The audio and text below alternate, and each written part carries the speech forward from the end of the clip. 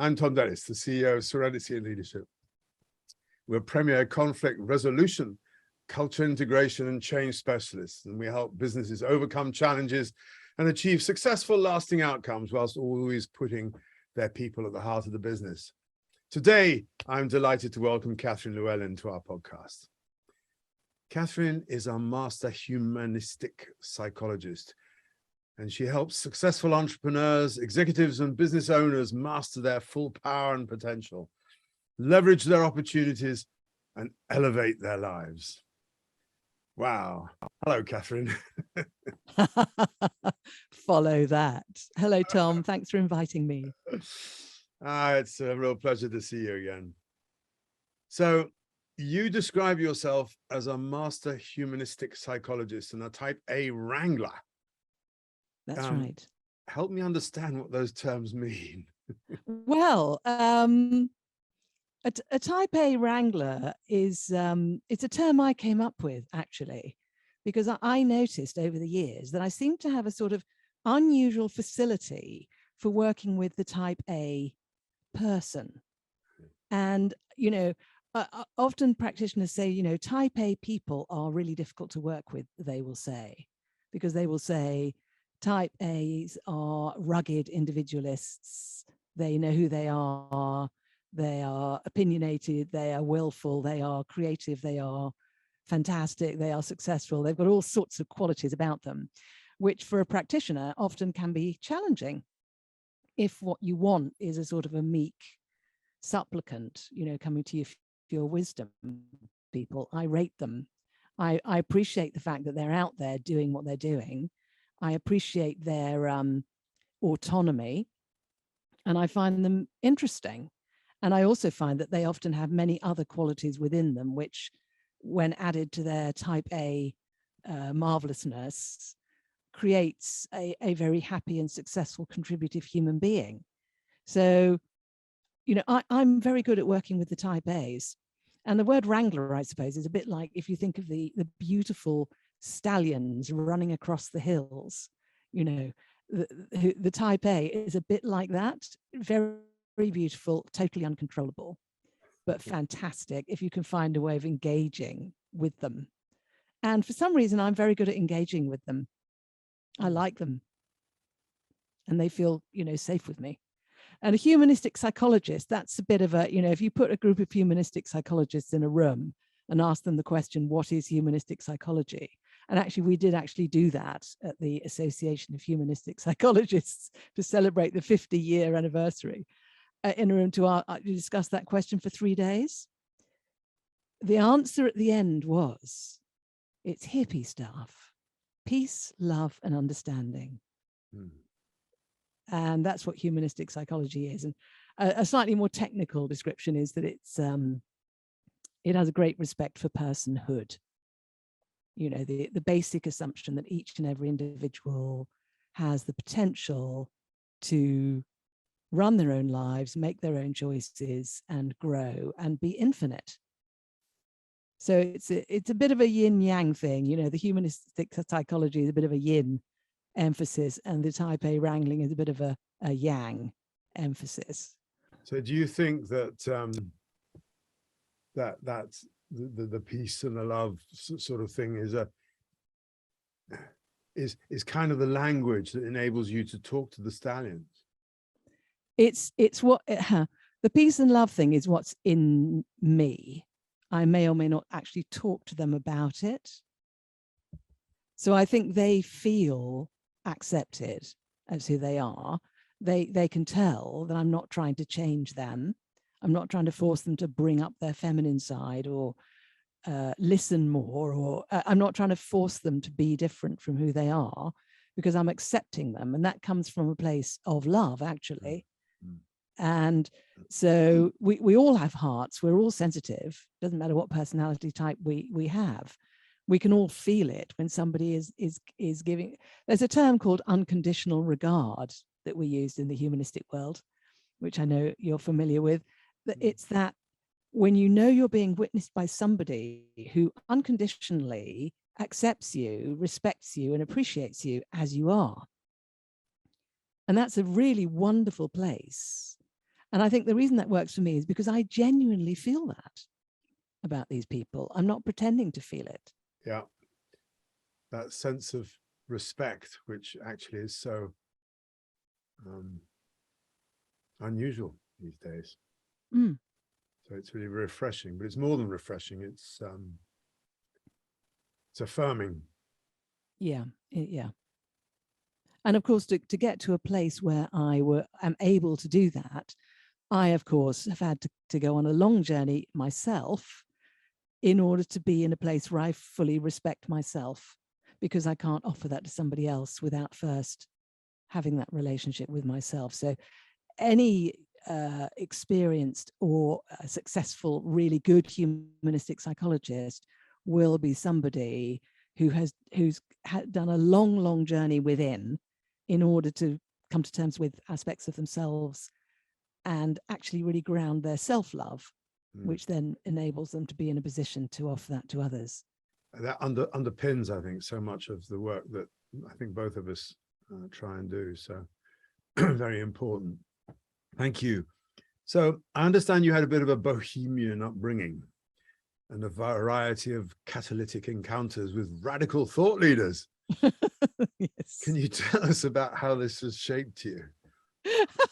Well, it's a good question, because I've no idea how I would have turned out otherwise, because it was sort of fully absorbing. I'm sure it's contributed to me being non-conformist. You know, I learned very, very early on, I learned that the idea of trying to conform to what everybody else was doing or what everyone else thinks was just not done. It just wasn't done in the circles I was growing up with. And I was surrounded by all these extraordinary people who would just sort of turn up at the house, often without warning, and often with several other people in the car who we hadn't previously met. And we would just hang out, and we'd have all sorts of interesting conversations and games, and it was just fairly wild. There was a movie that came out a few years ago called Running with Scissors. I don't know if you saw it. It was a psychologist and his children and the upbringing they had. And running with scissors was a brilliant metaphor, because for us, running with scissors was what you're supposed to do. You know, the whole business of doing the thing which other people would consider to be risky or consider to be not sensible or a bit out there is what we just did. You know, I remember my father started talking to us about the notion that we don't actually know for sure that we've been here as long as we think we have, right? And you're 6 years old, right? And someone's saying this to you. And you're saying, well, what do you mean? He said, well, for all you know, you just popped into existence right now. Well, what do you mean? What about all my memories? Yeah, you just popped into existence with all the memories, as if they were real. Right now, this was a normal conversation in our household when I was 6. Now, for most people, that's not normal, you know. And there was another, and he would take us to sun clubs and communes and all kinds of different things, which we would just do. And I remember one time I was dropped off for the weekend with a lady, Dr. Rachel, we called her. You may have heard of Dr. Rachel Pinney, who did an awful lot of work with children and nonviolent communication and so on in the 50s and 60s. She was a family friend. I had no idea that she was, you know, someone. But I'd be dropped off her funny little wooden house in the woods and spend the weekend there. And she would do experiential processes with me, you know, at the age of 8. And one of these apparently became part of her body of material, which is one where the adult and the child are sitting together. And the adult says, right, we're going to do Rachel half hour, Catherine half hour. And Rachel half hour, Rachel decides what we're going to do for half an hour, and Catherine does it and plays fully with what Rachel wants. And the other half hour, Catherine half hour, is the other way around. So there I was at the age of 8, being told to and encouraged to learn how to take responsibility for what I wanted to ask for, communicate it, involve somebody else. And when it was their turn, it was their turn. And it's really advanced for a child. But this was just normal. You know, there was a whole bunch of things we did. And I think it's made me more nonconformist, more adventurous, more free thinking, more curious, more imaginative, but also more willful, more unmanageable, more annoying.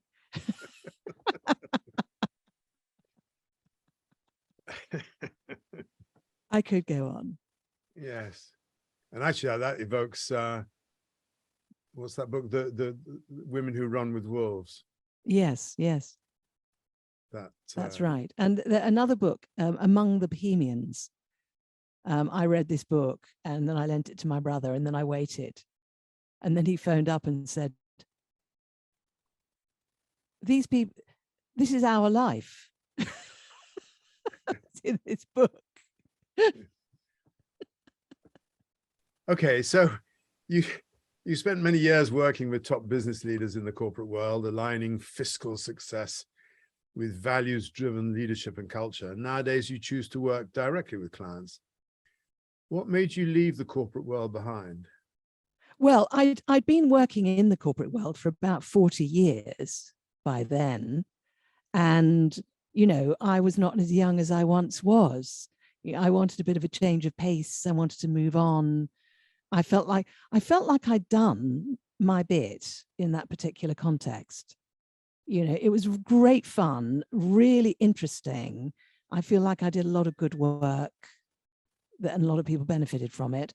And also it's hard work, you know, all the travel and dealing with all the admin of dealing with corporates. I partly stopped because of the admin, which I could do without. But also another element of it, which in one way empowered the work, but in another way was something that perhaps sometimes we could do without, is the third person in the room that's always there, kind of metaphorically, when you're working with corporate clients, because the company is paying for the work. And so therefore the work must deliver something to the company. Now, obviously, if somebody is successful in their work, which of course is what I wanted them to be, it will benefit the business, but the business won't necessarily recognize that unless it's kind of explained to them or couched in a certain way or measured in a certain way. So there's always that element, which, like I say, in one hand, it empowered the work because it helped focus. But in another way, they came over, I thought, you know, let's just let that go. And I kind of moved on. And, you know, partly due to my upbringing, I imagine, I'm one of these people who I will move on when it feels like time to move on, even if I've no idea where I'm going. Yeah. So I just kind of let it drift away. And then I had quite a long sabbatical before coming into my next phase of whatever I was going to do. So how would you describe the work that you do now?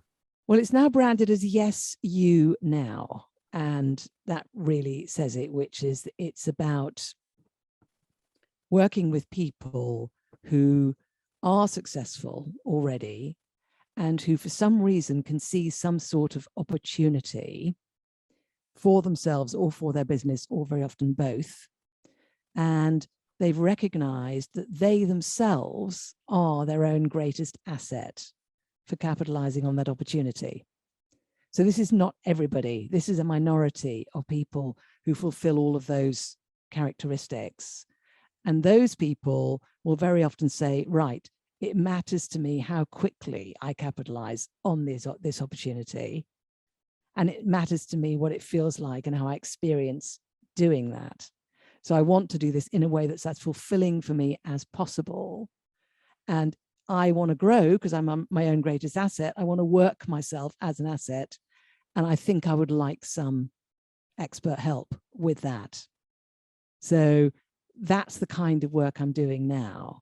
And the way that it's applied is a little bit different from how it was under the Inspiring Change banner, because now I work with people for shorter periods of time over a shorter duration, because we can jump into it much, much faster now because we don't have to worry about all the corporate stuff. If they need it's their business anyway. So if they want to tell people in the business about it, that's up to them. But that doesn't have, our work is not predicated on that in any way. It means we can just literally have a conversation and start work the next week. Yeah. And just get on with it. And we can jump in and jump through it in a much more leveraged way, I would say. So without giving away any particulars, what would be an example of the way that you would work with someone now? Well, I'm often working with people on Zoom now. So I'd have an initial conversation with somebody to find out why they might want to work with me. And we'd have a conversation about, what that is. Generally, I go away and have a think about it and come back and say, well, okay, I suggest we try this. I suggest we try 3 months where we meet fortnightly, or 6 months where we do this or whatever. And this is how much time I suggest we spend together. And these are the levers I suggest we focus on, given what you've told me about yourself and your situation, in order to accomplish what you want to accomplish. So it's tailored to each person, and it's working using whatever levers they already have, their existing strengths, their existing resources and opportunities. How do we leverage those to help them bring out more potential and accomplish even more going forwards? So that's kind of open-ended, and for each person it's very, very different. Is that at all helpful, or is that just too vague? I mean, clearly these things are very personal. Well, let's move on and see if we come back to it. I don't know. What do you think are the most important qualities good leaders need to have? I think at the moment, I'm very tuned into how things are at the moment in the world, and I sort of look at all these things from that perspective. And I think at the moment, what leaders need to be doing really is thinking for themselves. And they need to be encouraging other people to think for themselves. And they need to be presenting themselves and showing up as profoundly trustworthy and followable. And the reason I say that is because they've done studies recently about the degree to which people trust, for example, their government leadership or corporate leadership. And the trust levels are really, really low at the moment collectively in relation to that. Now, human psychology is such that sometimes we forget the distinction between an actual human being and a group of human beings. So if our trust levels in relationship to leaders as a group is low, then we will naturally, without even deciding to do so, project that onto any individual leader who's in front of us, which means that individual leader, who may be absolutely gold, wonderful human being, wonderful ethics, brilliant strategist, etc., that person is then carrying the shadow of that mistrust.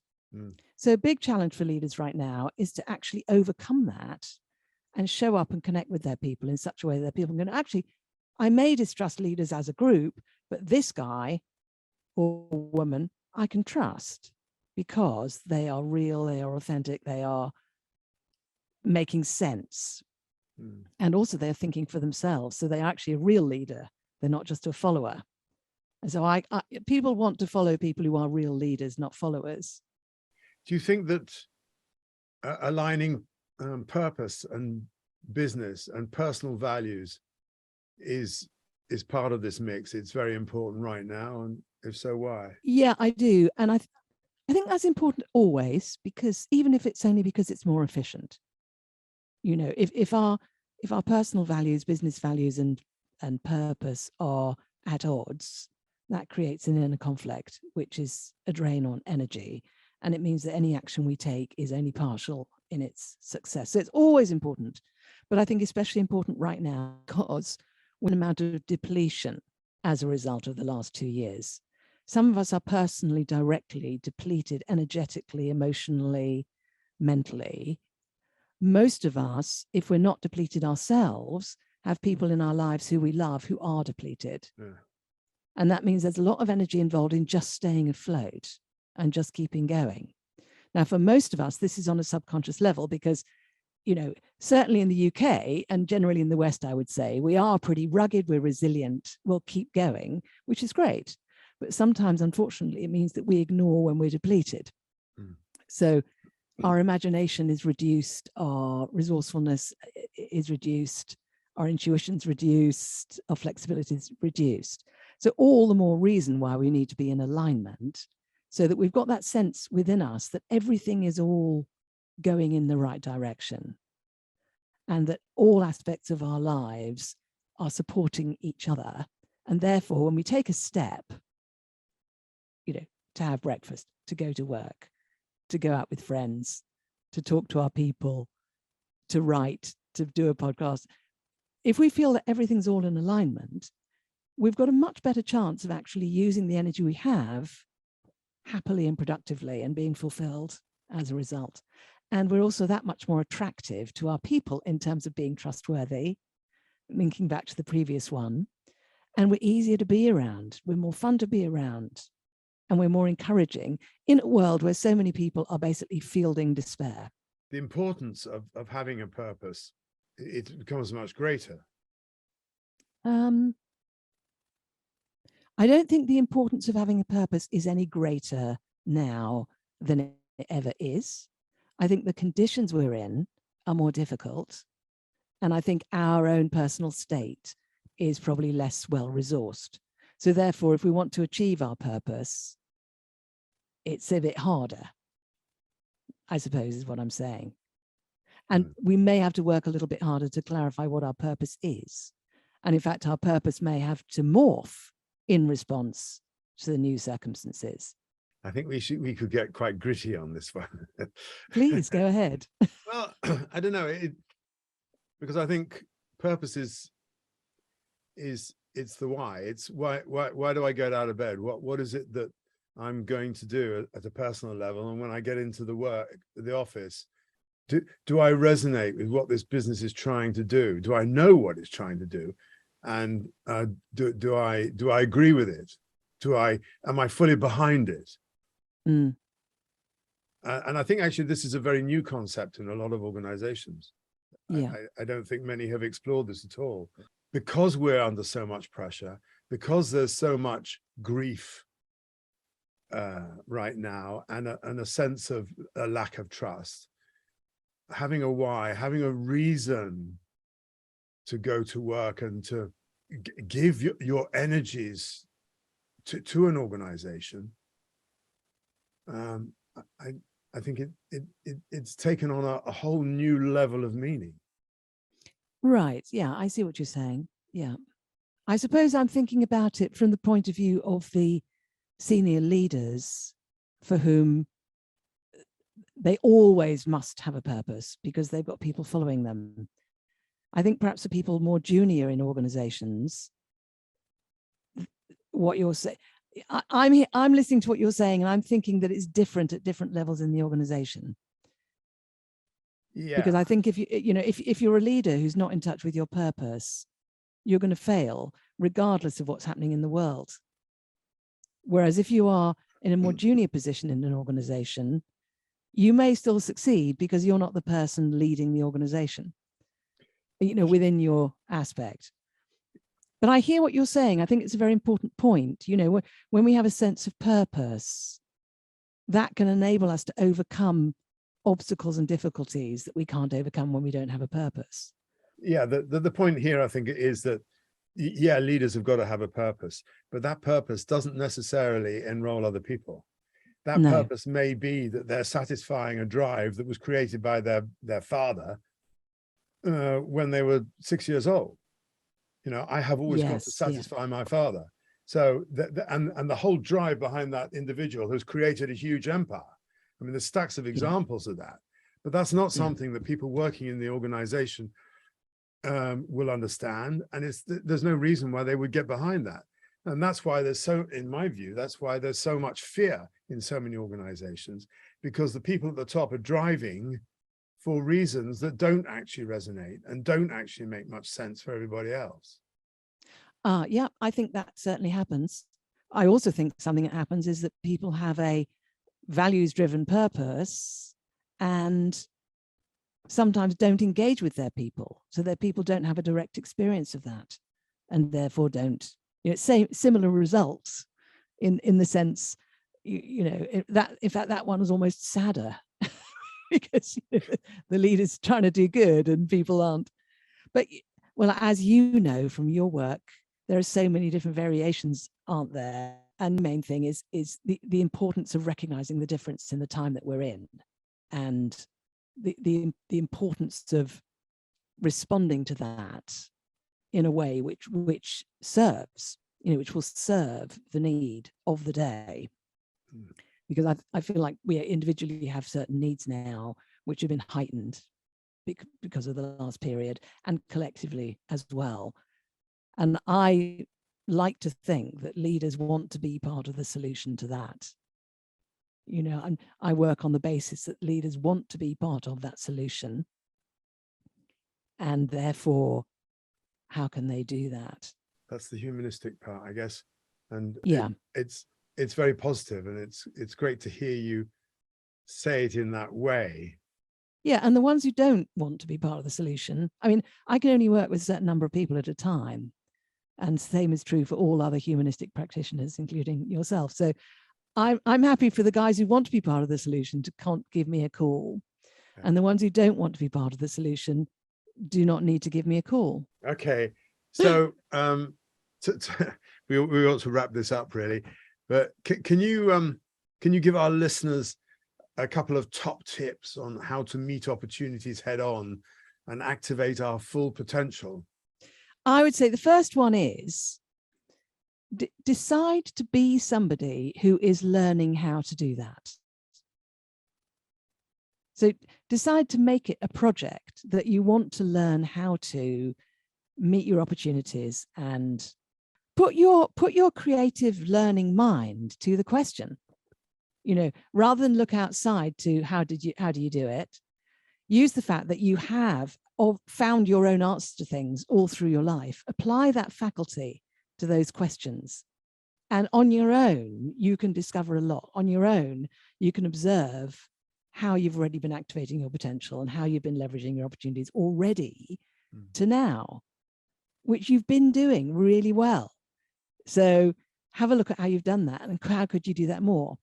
And the second suggestion is to call me on 0770 267 230 and have a conversation at no charge, which you will either get massive value just from that conversation, or you will decide, and we'll decide together to work together.